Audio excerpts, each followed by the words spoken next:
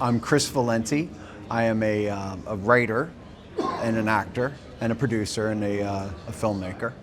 And I'm at the Cannes Film Festival for the fourth time. And so far it's the best one. And I'm participating in the ISA table read as an actor this year. And that's it's pretty exciting, and it's a great cast, and it's a good community that of people that I've met at Cannes, and it's only day two. I've had a number of meetings at Cannes, but it's interesting. I was saying this before. Last year, I sort of changed my MO. I was when I was setting up meetings to try to sell screenplays or even older films. I was all business. I handed out business cards, and I was networking. In my mind, network, and that was not working. So last year, I was like, we're in a beautiful place. It's like vacation plus your job and your career. Just have fun. Just like and I know in this community, I am at my best when I'm surrounded by friends and people I feel comfortable with. So come to Cannes and just make friends. Don't network. Don't try to make contacts. Make friends. If they stick, great. If they don't, even better. But great. You don't waste your time there. So that ended up working out great for me, because I stayed in touch with these friends, not quotes, actual friends, throughout the year through Zoom calls and meetings when I happened to be in their city. And I had, this year, before we came here, my writing partner and I made a proof of concept of one of our screenplays that we wanted to make, one that we made, one location, low budget, something we could do. And we shot the first scene as a proof of concept. I sent it around to all of my contacts and all my Senando. This is how I learned this. You meet the people at Cannes and contact them before you actually come here to try to set up meetings. I learned that a couple years ago. But so at our breakfast, this person had already seen our proof of concept. She had asked me for the script, and she read it, and then she asked me about the budgets. And so our breakfast on day one, she's like, I'd like to produce this. Which budget are you interested in? I'm like, well, if you do the lower budget, I think we could probably just make it right away. So day one, I got, we're gonna make a movie now. So that's a success. I think the rest of Cannes is just gravy in a way. And so, but now I have a number of other scripts. My writing partner and I, after the past couple Cannes, we met some interested film funds, and one of them told us that they wanted to make 10 comedies in like 5 years or something like that, and they were pulling money. And I, in my mind, said, well, I'm going to write all 10. That's why share. I'm not sharing with you people. I'm kidding. But so we figured, let's figure out a way to double our output. So we started writing 2 scripts at a time, and each week we would trade, and that became our method, and it really worked. And so we ended up writing. In the past, I wouldn't say we tell people 1 year, but it's really been like 16 or 18 months. We finished 6 scripts from soup to nuts, and I'm proud of them all. So that's the other thing that I'm doing here, as I have 6 brand new scripts, because that, film fund, they're still out there, but these are our scripts. And so there's a lot of film funds here, and I've met with other financiers, and now I tried this year again, same strategy. I hate to say strategy, that sounds inauthentic, but same approach. Just befriend people, and don't think you're gonna get anything done today at this sit down, but you make a good relationship, a friend, a community, the whole same way ISA is. Make a community, stay close to these people, let them be involved in your creativity, and so maybe next year we'll have 1 or 2 of those projects, in the process. So it's like, I think it's hard to do, and it took me a few years coming to Cannes, but you have to just sort of trust the process, trust your ability, and then be authentic. because I think people can kind of smell when you're trying to like be all salesy and just be off. And nobody wants to work with someone that they don't like anyway. So that's how I'm doing it. It's a hard thing for writers to do, but you have to pitch. You have to learn how to pitch your product. We can write it, we know the story, but actually telling someone I just went to a pitch session to see how the bigger producers are doing it to a large audience of 500 people. And they were all nervous, just like me, and they were stuttering, and I was like, okay, good. But I had, suddenly I had 6 brand new projects. That's a lot of pitching to remember, and so I did. For pretty much the month beforehand, my writing partner and I wrote out all of our pitches, and I would find any friend I could, and I'd sit down.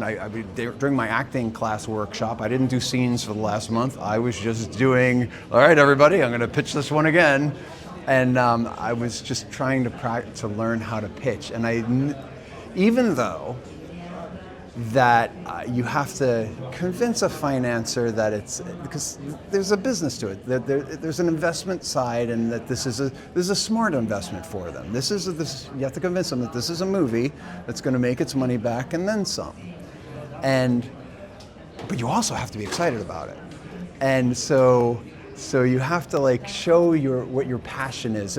Maybe if there's certain scenes in the script that you really like, emphasize that scene and let them see your passion about, ooh, this one's good. And luckily for me I have a little bit of an advantage of being a stand-up comic for 10-15 years, so I'm kind of comfortable in front of people, and all we try to do is just make people laugh a little bit, so I can usually keep them engaged. And also this is the real thing I learned as a stand-up comic. I see eyes glaze over and I know to switch directions because I'm boring the hell out of them, and that happened a lot, and it still happens. But at least I know I can.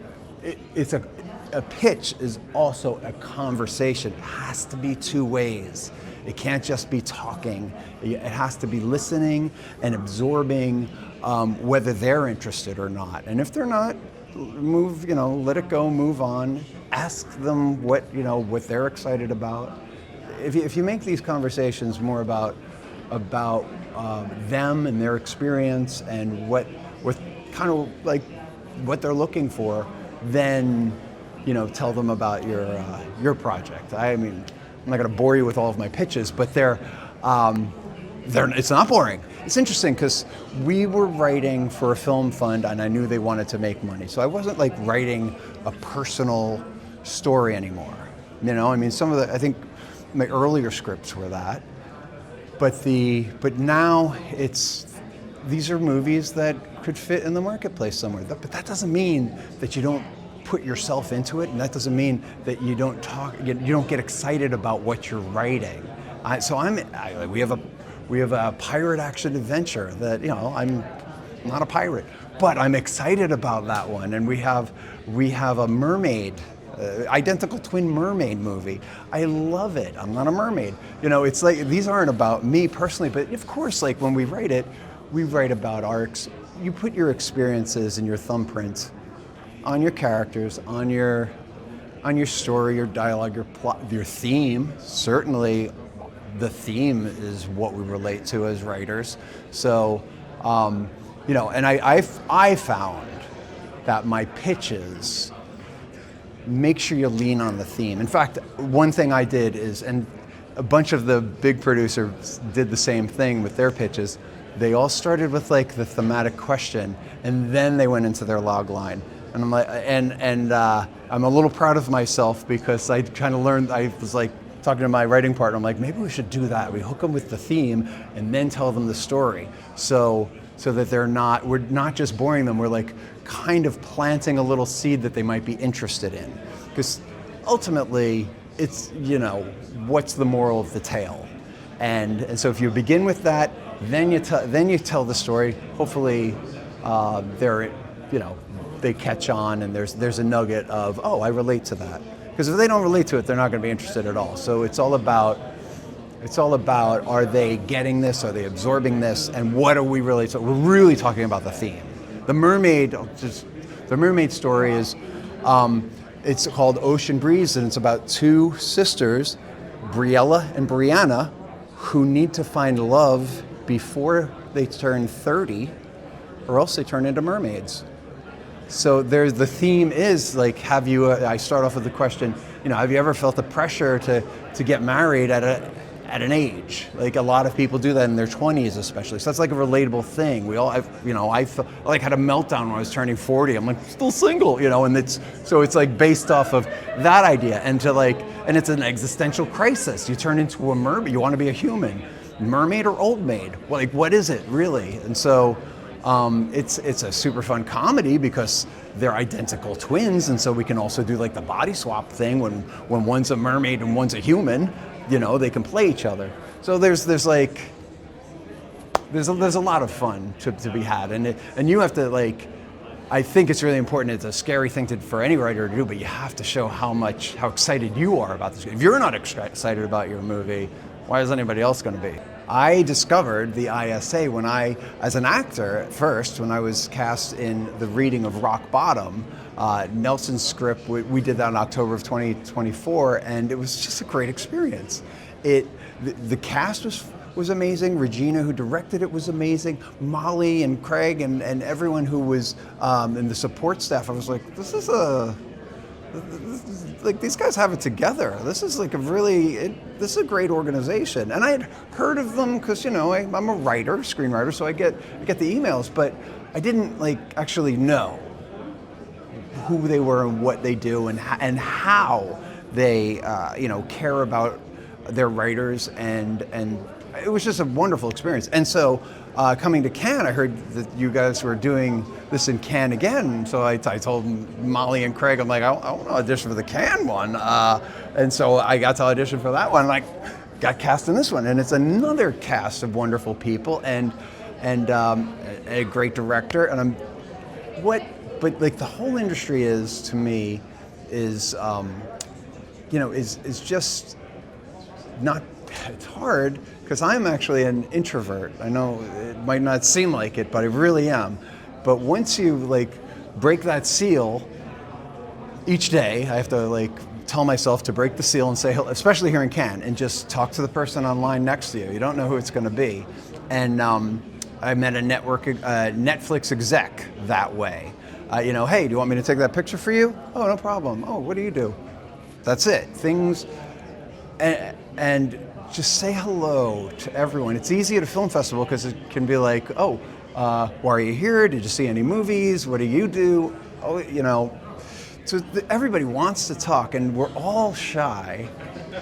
And so by breaking through my shy seal, I let them break through their shy seal, and suddenly they're we make a connection and we become buddies. And so that's what I didn't do my first couple of years here, but I've done that this year, and I have to force myself through that seal every time. But once you're talking to someone and you realize, oh gosh, what was I shy about?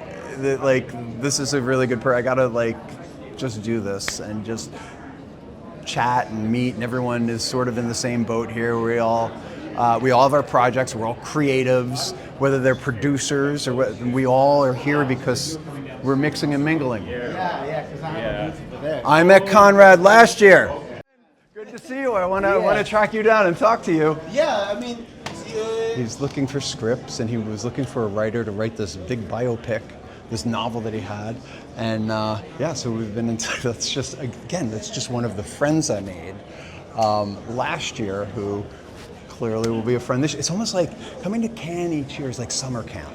If you're able to do it, I don't know if I'll be able, if this movie does well, then maybe I'll be able to come back next year. But it's pricey for sure, but it is, I think it's worth it if you can, manage.